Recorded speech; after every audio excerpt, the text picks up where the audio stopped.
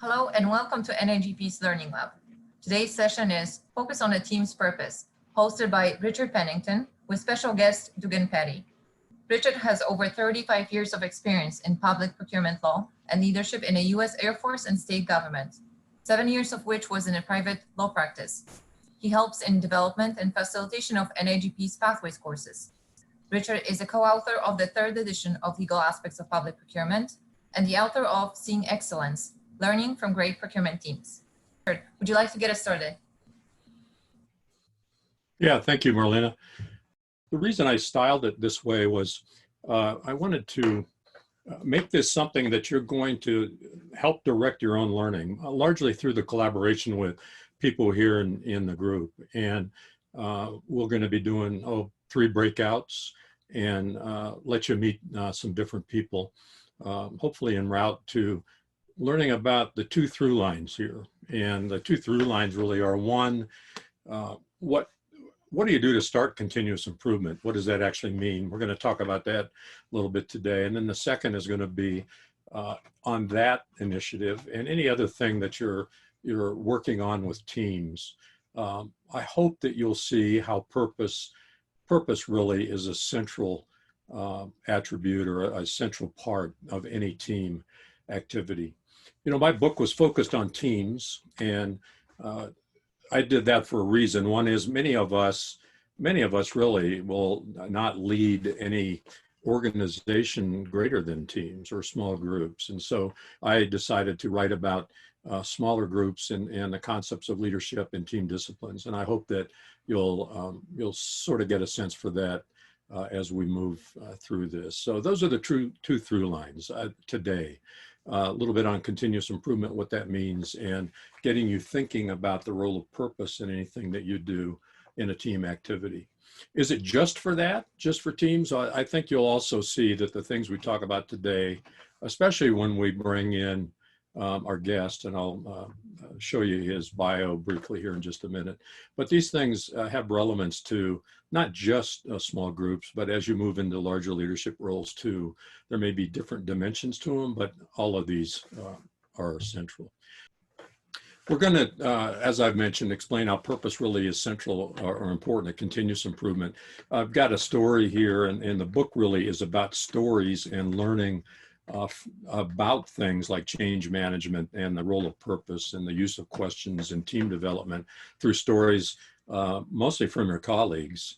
We're going to learn about team life cycle, how that was important in a project done out of the state of Oregon, a terrific example. And they had an issue with getting the team and keeping it on track and used purpose effectively through a charter to keep the team on track.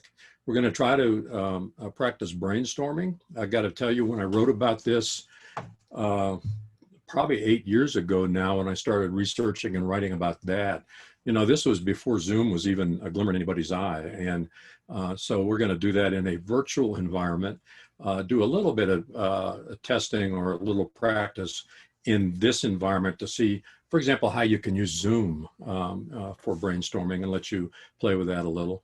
We're going to also have you develop a charter introduction for a team that's looking at a continuous improvement program in your organization or your unit or your team, however you want to do that, and have you write a really brief purpose statement. So we have a lot of things. The main mission here is I don't want to do all the talking. So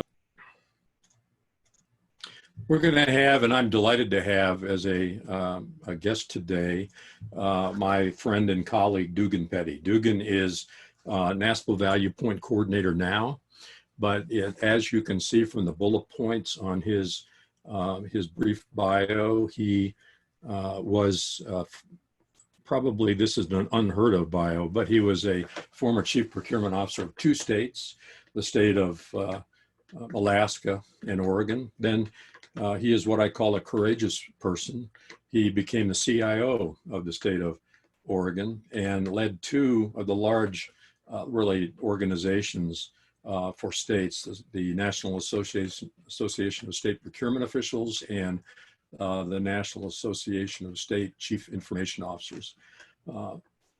What I like about Dugan is he's great in teams, and he's going to come and share his his perspective on the role of purpose in efforts that you undertake either as a team in continuous improvement. And in Oregon in particular, he was the chief procurement officer at the time when the project was done that I'll be talking about here a little bit later. I've got a little exercise that I'd like you to do. And the exercise is going to involve looking at something called scopes. Some of you know what scopes are.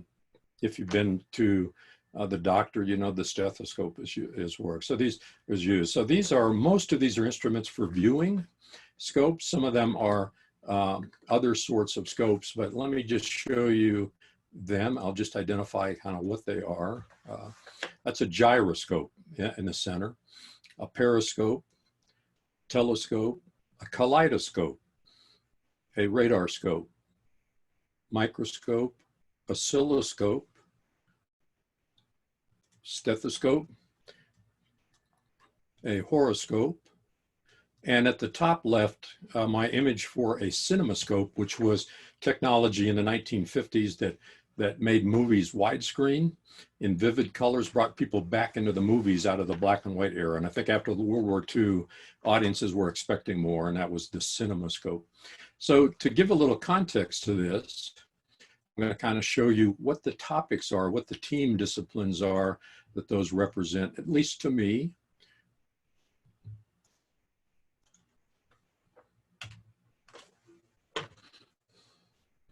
Let you look at these.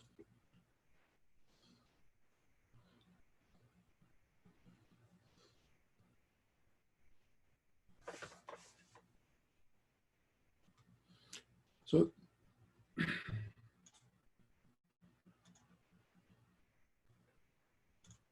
and there's the last one, lateral leadership.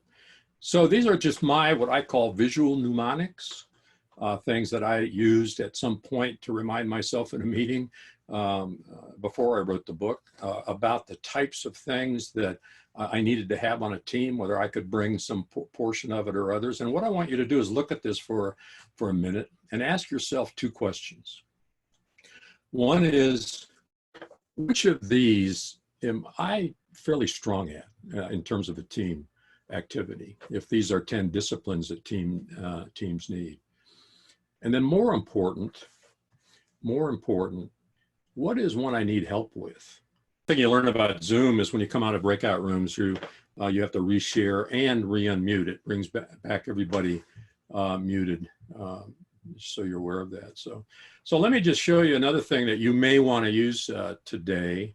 I don't know if any of you have used the whiteboard. So this is this was what I had for the team disciplines and the various little kind of visual metaphors that I've used for the team disciplines. What I'm going to do is do a new share and show you the whiteboard feature on Zoom.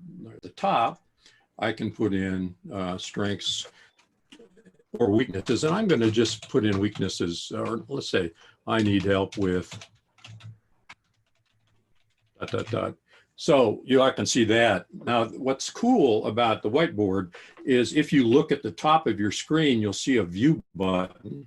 If you're on a iPad, I know there's a draw pencil down in the bottom left, at least on my iPad. If you click on the view, there's an annotate, and it allows you now to select annotate and put in, and it's anonymous, I believe, you can put in your own comment on here. So somebody who is brave, go ahead and give me, give me a annotate on this. It's a view, annotate, and that's a way to do it too. I can't read your handwriting maybe, but the T is text, or you can do free draw. Change, I'm gonna complete it. I'm guessing management or change. Project management, somebody said. Somebody else? Couple tips. One is you got to save it. So I will save the whiteboard. I'll just save it the way it is now. If I can find the save, there it is. And it saves as an image on your computer. Kind of got to hunt for it. It's under the Zoom. It creates a Zoom folder under your documents folder to find that. So And it also stays open as long as you have a session open, so I could come into this again. So the idea here was a couple things. Good way to engage people in terms of what your strengths are, and try to find out what people, what they do. I heard measurement a couple times. That's my issue. I was an engineering undergraduate degree, still have an issue with measurement. And 2002, I became division director of a new division. I was the state purchasing director at the time, and the department created a new division that was called the Division of Finance and Procurement, that had the state purchasing office, the state architect that had the state buildings program, all construction other than transportation construction. We had, I had the state controller, the statewide accounting function, and a debt collection function. They had about $1 billion portfolio, and they collected things like the university parking tickets. And we had some process, but largely where our customers were mad was our oversight, because we all had rules. I know you have rules. And so our customers, when we started talking about as a division what our mission was going to be and kind of our guiding principles we were going to use, I know the customers thought we had guiding principles. They used to laugh. They thought our guiding principles were, we're not happy till you're not happy. So we all had that in common, and we needed to come up with some kind of an approach to sort of deal with the new division, kind of aligning in terms of what we were trying to achieve, and coming up with a way to really to operate.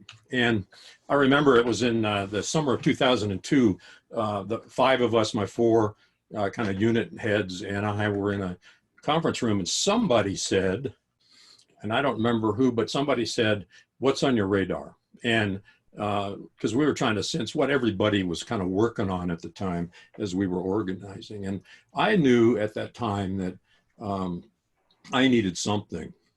I had been in the Air Force and had been introduced to the something called total quality management back in the early 90s. Anybody, just kind of curious, anybody go through that in the 90s? I couldn't tell anybody had been around. Raise your hand if you have, or shout it out. Yeah, Brian, so what was your, I'm just kind of curious, what was your basic feeling for that? It's sort of lapsed. You don't hear much about TQM anymore. What was your basic feeling about it? I'm curious. John, and we actually had, I liked it. We actually at the time had an organizational wide initiative that was spearheaded by the chair of our county commission. And so this is a public organization that was, 5,000 people. And we went after the Baldrige Award. So it was pretty amazing. And in some ways was the good old days. Yeah. Why did it lapse? I mean, I'm assuming it went away a little bit. Was it supplanted by? Well, elected officials, and they move on. So. Yeah. Okay. Yeah. And then the next crisis comes in. The next new shiny thing. Sometimes. Yeah. I mean, what I learned was at the time, this was about 10 years after that, and that was when I was first introduced to the term customers.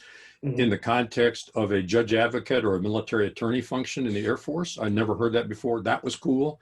We suffered from metric madness. People started measuring stuff just to measure stuff, and it really didn't have any utility. I mean, and so people got a little cynical about it. I do remember that. And then of course, I retired and went to the state. And when I became division director and I went to my little independent bookstore looking on the shelves for something like that, then it was Six Sigma.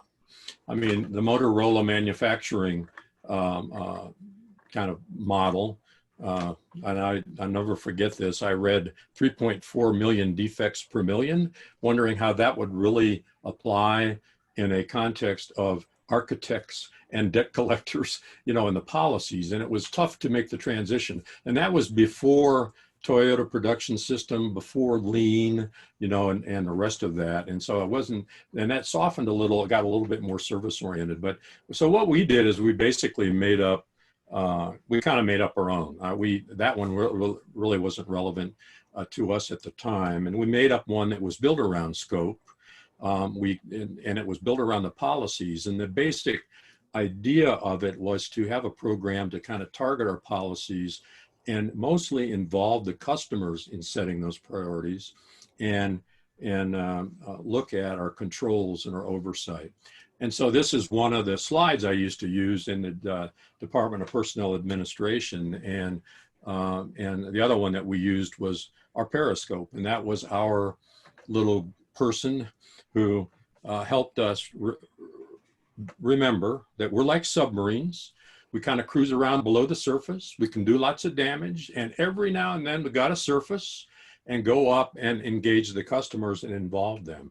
And, you know, we also realized that we weren't like the real Navy. You know, you didn't want to always stay hidden. And unfortunately, sometimes I think that's what we tend to do. We needed to surface periodically. So what ended up happening was out of all of this, our central image was the gyroscope. And if any of you have been aviators, I don't know, anybody want to let me know if you've taken flying lessons or not? Raise your hand or shout out, let me know. So I was a B-52 pilot in a prior life, and I learned in Cessnas, and we had mostly mechanical systems, and one of those was the gyroscope. And the gyroscope is the instrument that allows an aircraft to fly in the weather and at night when you can't see a horizon, because it retains stability in space. It's stable, and most important, it's always turning, and it never stops. And once it does stop, that's when you start having problems with with your stability as an organization or a team. And that's why that became our visual metaphor. Well, the scope project had some success. The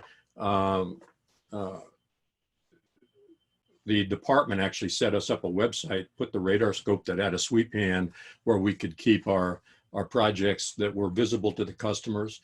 And some of these will be familiar to you. Contract manual rewrite was a high priority. We got that done.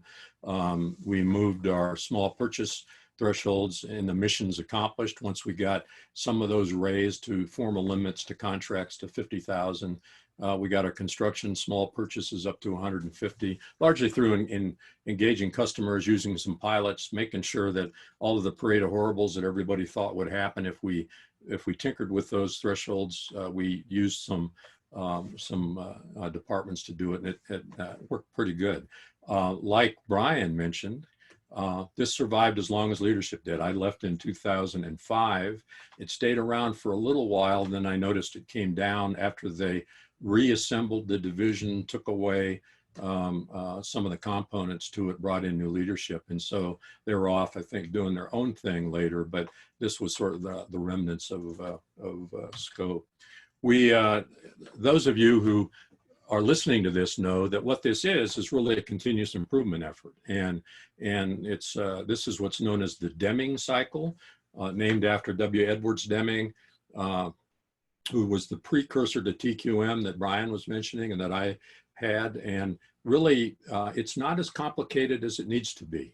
Yes, you can do Six Sigma and Lean and very complex systems, but for you, trying to do continuous improvement to get your awards, like the what used to be the Outstanding Agency Accreditation Achievement Award, which is now the Accreditation of Quality Procurement Departments, you need a continuous improvement program, or the AEP, Achievement and Excellence in Procurement at NPI.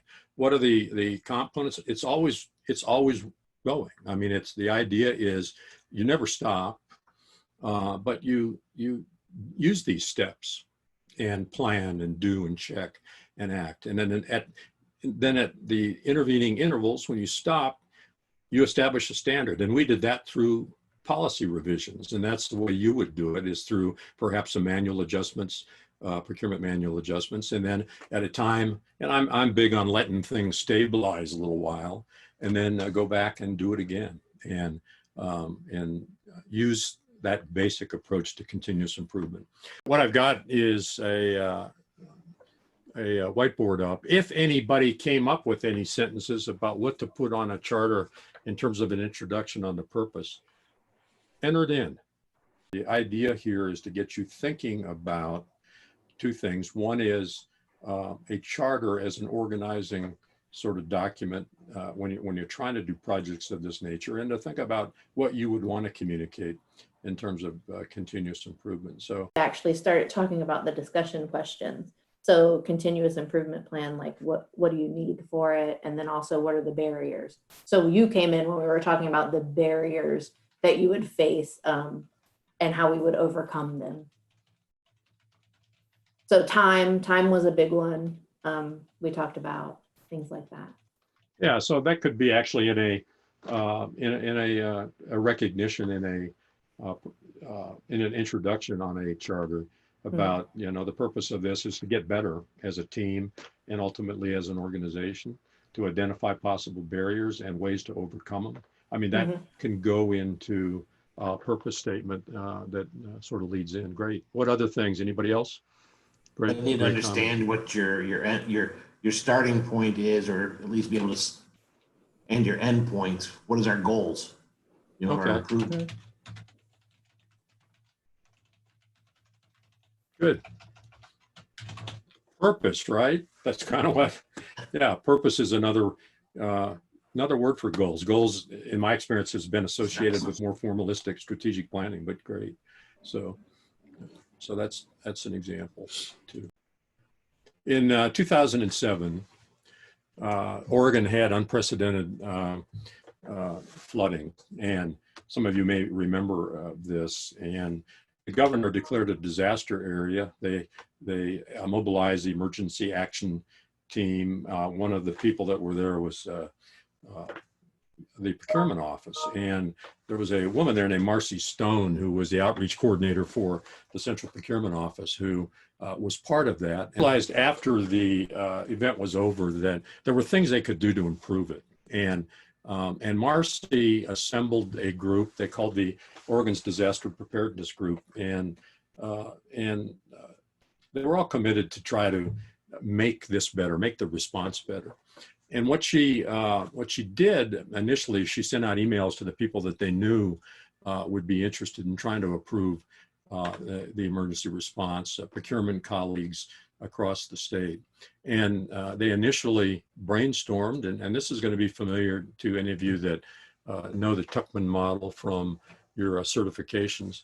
They originally formed the team, brainstormed on the team membership. And interestingly enough, they learned that they needed somebody there that wasn't in the original, that was a representative on this team from the Department of Health. Why? Because, you know, someday, just someday, there might be a pandemic. And who would have thought, right? And after they did that, though, what they found was, as many teams do, and some of you probably have this happen in your experience, they got a little off track in the storming because they were trying to solve every problem known to humankind on this. The team was enthusiastic. They were trying to do things like, you know, what we really need is to map out all the hotspots for the Wi-Fi throughout the state so people know where there's connectivity. And they realized pretty soon that they weren't going to be able to solve all the problems. And they were trying to focus on procurement issues. They did something that was really, I thought, innovative. Marcy had education experience, training experience, and you that have trained know that sometimes we use a concept called a parking lot, where we will put a piece of paper up on a wall in the days when we're in rooms together, and we will start recording the things that may be a little off topic, but are important nonetheless. And they did this in the work group. They recorded the things like hotspot, the need for that, and up-channeled that to the emergency action team that was at the state level, that was really aggregating all these lessons learned and trying to work on that. And they got some recognition for that, because some of those ideas, and I checked this morning, the cell hotspots are on the Oregon site for disaster preparedness. So kudos to them. Then they went through a norming stage. norming, trying to come up with how they were going to work. They talked about as a team, what does it mean to be committed to this group? And what are our expectations in terms of attendance? They were actually meeting, I think, twice every 2 weeks initially. And what they developed was a project charter similar to what we just kind of talked about, to sort of focus the group and have the expectations in terms of participation. And then they went through the performing stage. They used process mapping to actually map how resources got allocated and the steps that would be required in the development. They were focused on developing intuitive procurement guides that they tested through tabletop exercises. We used to do that in the military all the time, get in a conference room, have a scenario, and then work through with the players what the steps are, what they're going to do, so you can simulate this in a non-disaster environment, the steps. But what they also did that was creative was they realized they needed to have people evaluating it that didn't have the curse of knowledge they all had. That is, people that just didn't intuitively know what this all meant, so that when they looked at their guidelines, they would be able to know whether or not they were useful. They recruited somebody from risk management, a pension specialist from HR to be part of the tabletop exercise, and then got their feedback. They revisited their charter often and its purpose often. In fact, what Marcy did is she finally placed on the bottom of the agenda the purpose statement for the disaster work group. Great initiative that eventually won them the Innovation Award, what they called the Cronin Award from the National Association of State Procurement Officials. And this is a picture of the kit that was developed that had things like a flash drive built into a bracelet, so that people that deployed with a laptop would have some of the forms readily available. They had a handbook. 2 years ago when I checked, they were still deploying this at places outside the central office. Why? Because in continuity of operations, sometimes that central office is going to be disrupted. So having these things there isn't necessarily going to be helpful. And sometimes will respond that are going to be in other agencies, not centrally located. So I know this was being done then. It's still, by the way, if you want some ideas on the elements of a good disaster emergency preparedness program, look at the state of Oregon emergency preparedness. They've got some great resources there. So with that, I am going to reintroduce Dugan Petty. Dugan Petty, the two-time CPO, state CPO, the CIO. I don't know how but anybody does both those things, but what impresses me with Dugan is he's great at teams, and he's now the cooperative development coordinator, kind of the IT guy for NASPO Value Point. And if any of you have done anything with the cloud and the cloud solutions from NASPO Value Point, Dugan was the central, I would say, integrating influence on getting all that done. So welcome, Dugan. Thank you, Richard. Good to be here. Good to be here. So I want to thank you for your time on all this. And I know when you and I had spoken, this sounded familiar to you, right? The Oregon story. Yeah. Marcy, why was that? I'm curious.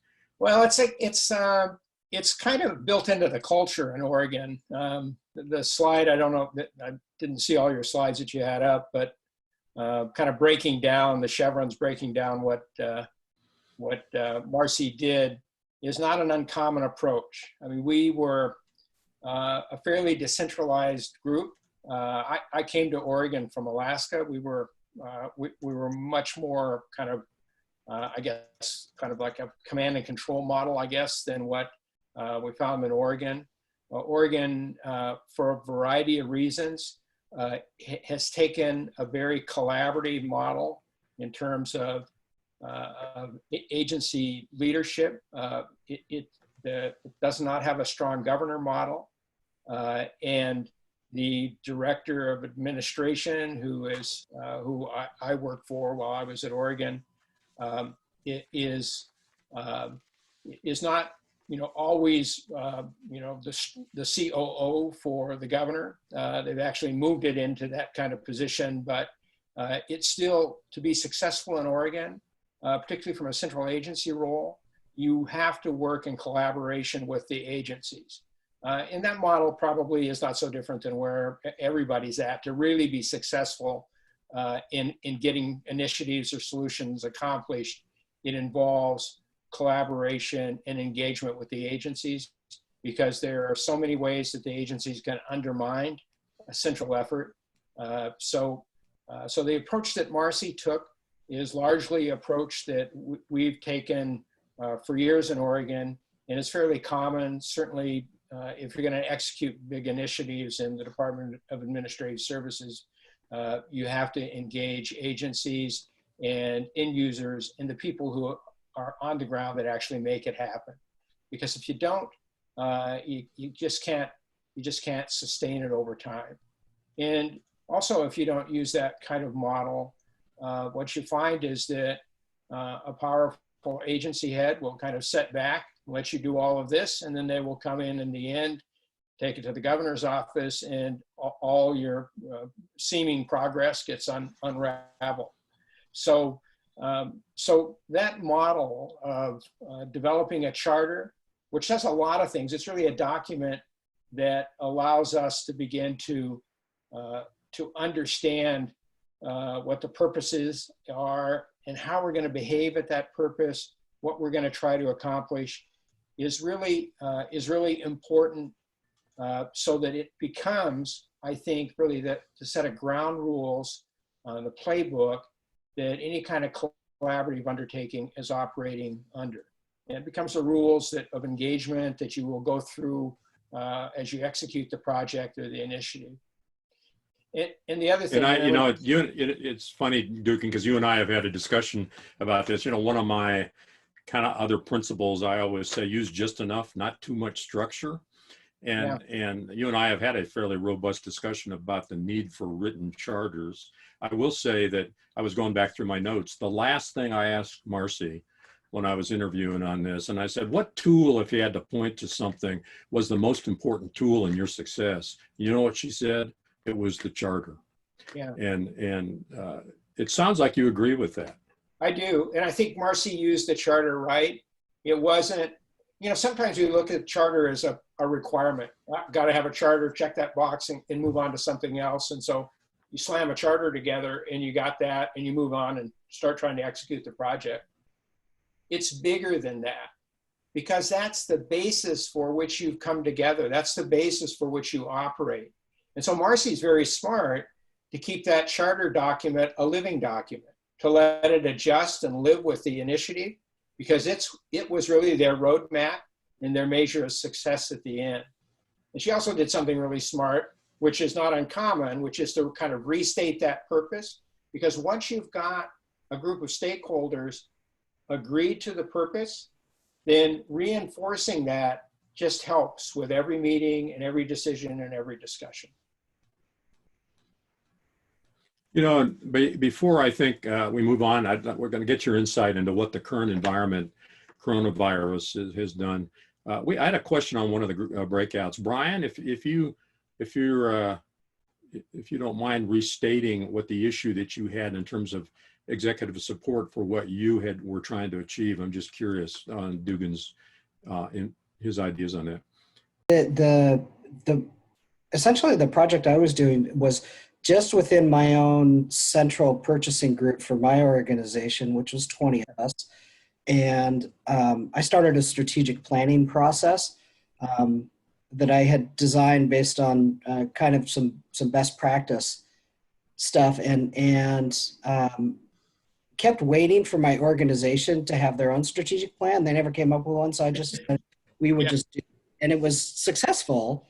It was really good, but we actually stopped doing it after about 1.5 years, just simply because we weren't getting the value that we needed to get out of it. So yeah, and I've been in that position, Brian. The other thing that happens is eventually you get frustrated because your plan ultimately will conflict with whatever that strategic plan is, even though it's not identified, that is done by kind of the parent organization. But I would say this as it relates to the charter and to the purpose statement. One of the things that does for you, and maybe there's a way to tie this into a strategic plan, is it allows you to actually work upline with policy owners and with decision makers and whoever is in your authority hierarchy to get them to buy in as well to the purpose statement and what you're doing. And once they've bought into that, then it's pretty hard for them. It's not to say they can't do it, but it's harder for them to unwind what you do around that. And I'll give you some examples of, I was thinking before this session about, well, how have we used how pervasive was this charter you're looking at on the screen that Marcy used, and in the steps we went through. They're not all exactly the same, but the guts of that are the same. And I used it personally for at least 4 things where it allowed me to get that alignment upline that prevented a conflict with the outcome that we tried to achieve. We did a strategic sourcing initiative back when Kulongoski was the governor, the first strategic sourcing effort that Oregon had gone through at the time. And it was during a budget crisis, nothing like what you're facing these days, but it was during a budget crisis. And so the decision was made to do some kind of a strategic sourcing initiative. And I was given the lead role in that. Well, we went out and formed some work groups and brought the agencies into a team. But we also got alignment upline with the director of administration, the budget director, and to some degree the legislature on what we were attempting to do. Because at the end of the day, we knew that there were going to be decisions that would be unpopular somewhere along the line. And we didn't want those decisions to get unwound because the director visits our director and then the whole thing's over. So that purpose statement and that initial understanding between our champions upline was pretty important to get. We also did that when we, Brian, you're familiar with the ORS 279, Yeah. the procurement statute. Well, just around 2000, we modernized it and revised that statute extensively. It did not have very robust RFP provisions in it, and we did a complete revision, which gives us that strange 279A, 279B, and 279C. But we did that with a group that involved the Department of Justice. We had attorneys from around the state. We had chief procurement officials from around the state. We had industry involved with it. It took 2 interim sessions. The legislature convened a work group led by a representative who led that group. Well, we created a charter document with that, with a purpose statement with it. And one of the things that I really wanted to try with that effort is to make sure that we prevented lobbyists and others coming in the back door after we did this, or once we got it open in statute, and completely undermined what we had done. And we had brought in a bunch of stakeholders in that, and you know how complicated that is in this state. We brought in a bunch of stakeholders, and we agreed to that charter document and to that purpose statement, and that helped us. You can't completely keep the doors closed from the legislature, but that helped us from having legislators come back in and responding to lobbyists and kind of unwinding what we did, because they could see what we were doing and we made it very clear, and we worked with them around that purpose statement up front. So those are 2 examples of how, if you can get a strategic plan or a charter around it, at least far enough along to build alignment upline with the policy owners or across the agencies with the key people involved. You may not get complete carte blanche, but it's better than them not having any visibility on it. Yeah. Thanks, Dugan. Hope that helped. And I had an experience similar to that, using performance-based budgeting as a way to get my system integrated into the higher echelon systems, and went to them and said, we're doing customer service surveys, and I'm not sure anybody else is, but we'd like to integrate those into the performance-based budgeting. And if you can find something they're interested in that ties into what you're doing, that kind of helps helps your message. You know, Dugan, I want to get to pretty quickly here to one last breakout on purpose with the group, but you had some interesting thoughts about how all of this is relevant in today's environment, when all of this was created when people were in a room and you know, they were all standing in front of whiteboards and using yellow stickies to brainstorm, and we're all distributed now. How is there still relevance to the concept of purpose being an integrating you know, principle in these kinds of efforts? I think even more so right now. You know, we're going through a profound disruption, the likes of which we have not seen, certainly in my lifetime, or certainly my career. And it's unlikely, you know, from everything I can see, and I've been doing some studies and some reports on this, but from what I can see, we're never going to go exactly back to where we were before. You know, if you look at the question of remote work, I mean, it's probably not, we're probably not going to stay completely remote, because we still need face-to-face contact, but we're never going to go back to exactly the way it was before. I mean, we've gotten past that pivot point, over that hump. And so most of you today, you know, I look at the screens, you know, I can't tell for sure, but I think probably a number of you are working from home. I certainly am, and probably will continue to be. It's a little different when you're working from a home environment, because you're bombarded with a lot of different things. And purpose is not reinforced the way it is when you're in the office setting. I mean, I've been to some procurement offices recently in the last couple of years where, I mean, you can see monitors running, talking about statistics and report and what the goals are. I mean, it's all around you. Well, in most of our homes, that's not all around us. So purpose is critical, just from the standpoint of, you know, when my wife comes in and interrupts me, I have to remember what I'm doing. It's also important because you're not getting that social reinforcement. So understanding how you fit into the big picture of what the organization is doing and what you do contributes to that is always important. And I think in this environment, if our leaders aren't coming in and reinforcing that, talking about how valuable we are, what the contribution is, and what the role is and the goal is really important. And it's also important because things are shifting right now. There's not an organization that any of us are working in that isn't going through some kind of shift, and maybe even more so as we look at what's going to happen in budgets in front of us. And that means in a time of that sort of disruption, focus and reinforcement on purpose becomes even more important. So I think it's also important. I was reading something, McKinsey had interviewed a series of CIOs about COVID-19 and what they were doing, CEOs about COVID-19 and what they were doing in their organization, primarily around remote work. And they interviewed Kristen Peck, who is the CEO from Zoetis. And Zoetis is I hadn't heard of them before, but they're a leading pet animal medical organization they're in 45 countries. And I wouldn't be surprised if the Banfield Pet Hospital might not be a part of them. They're a big undertaking. But one of the things that she mentioned that was so important to what they were doing is reinforcing purpose, because in 45 countries, they have different decisions that are going on a day in and day out basis.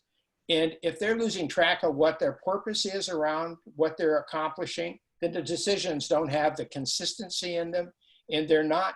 And the other problem is that if they have to run that up line to get clearance from the head office on everything they decide, they come to a standstill. So in a remote world, we need to understand that purpose so we can be nimble and quick and make decisions that's consistent with purpose. And one of the ways that we get there, I think, is guiding principles. And I think that's an important part of any charter, because if purpose tells us what we're about and what we're trying to accomplish, guiding principles are how are we going to accomplish that? How are we going to make decisions that are consistent with that purpose? And so she also would reinforce the guiding principles to help empower employees to understand as these unique situations arrive with COVID-19 or the collateral impacts that'll follow them, what kinds of decision can they make real-time, remotely, between those guiding principles and the purpose? So I would say, if ask yourself how purpose is being reinforced in your organization, and that's probably a good point for discussion, because otherwise, as we're all in our homes trying to do the best job we can, we're going to be drifting off in different directions, and we're going to become inconsistent in how we're dealing with some issues. That's great. It was relevant and current, and I appreciate your perspective. And some of you, I'm going to just tell you, some of you are not going to be architecting large organizational approaches to these kinds of issues. Some of you are just going to be involved in the teams, and the purpose, as you can tell now, really transcends not just large organizational issues, but down to the team itself. Don't be afraid to ask, what are we trying to achieve here? Or how? One of the really useful things that you do with a charter, it seems to me, is that it teases out the differences. I mean, when you actually you brainstorm around a charter, you actually, charter doesn't get done in a day, or it gets done in several sessions where there's a lot of discussion going back and forth, and sometimes gets pretty heated. But that causes you to ultimately get to consensus and alignment about what the purpose is. And you really get a more, you in some ways you're speeding through that, that forming and storming process that you go through, and you're going through it not by individually working against each other, but working together to develop a joint document. And that charter represents the understanding that everybody buys into about how they're going to behave and operate and what they're trying to accomplish. Because otherwise you're going to get to a situation 6 months in, when the going gets tough, where somebody's going to say, well, that's not what I thought we were doing. That's not what I signed up for. I don't want to be part of this. How will we know we succeeded? It's a simple question that if you're involved in any kind of team activity, teams need once in a while. And that really allows them to get to the central kind of integrating purpose, or gyroscope, really, of purpose. We're talking about lateral leadership, which is the term I borrowed from a couple authors on small group leadership. But of the 5 principles that they have and that I've sort of identified, the first one is help the team keep purpose in mind. Ask, are we getting off track?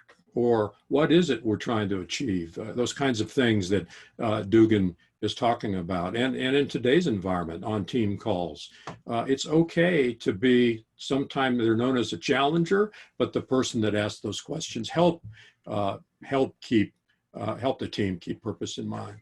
What I'm going to do now is the last breakout. We're going to like this question answered, and that is, how many ways is purpose relevant to a team's work?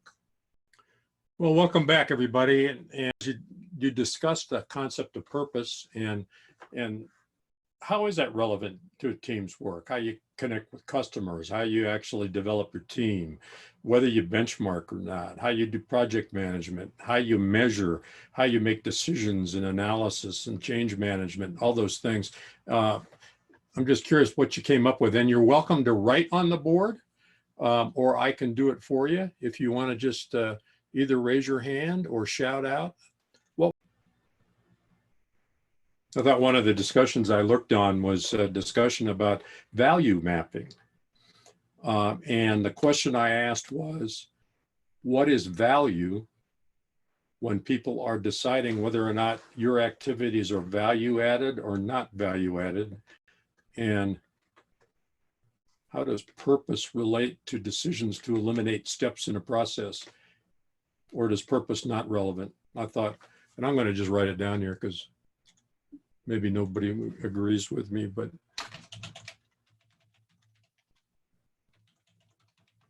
so much of what we do is internal controls that people don't understand the reasons for.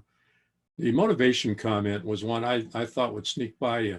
And I believe purpose is key to engagement. And if you've ever been on teams and people just didn't care anymore, I believe one of the keys to that is going to be whether they feel like they matter and the project matters. This was a story in the afterword of the book. And I really commend the whole story to you because it illustrates a lot of things that are talked about in the book. But this one, in terms of purpose, was to me particularly relevant. This is a Sound Transit, the Procurement and Contracts Division. And I was talking to a woman named April Alexander, who was in that particular division. And we were going through some change management issues and how they'd use a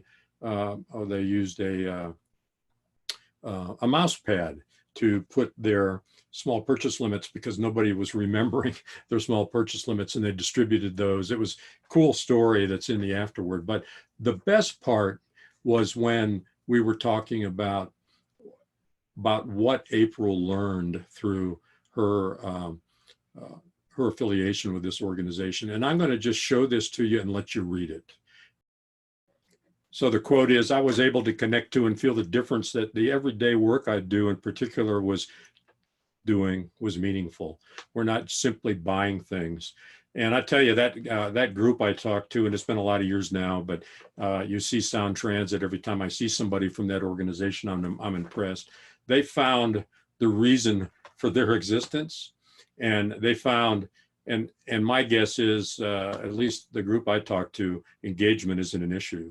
And I think that's a key part that was identified on the whiteboard, the motivation. It illustrates a reason to be motivated for what we do. Go find your reason for existing. Go find the purpose and those on your team. So we're at the end now. I believe that the team's purpose really is the center of what we do. I didn't write that book to illustrate the scopes, although there's a few places we refer to them. But as it turned out, the 10 team disciplines, including lateral leadership, that this series is built around, started really with focusing the team's purpose, keeping that in mind, and then really drew out and highlighted stories that illustrated these other team disciplines. And I challenge you to do that and help the team keep purpose in mind.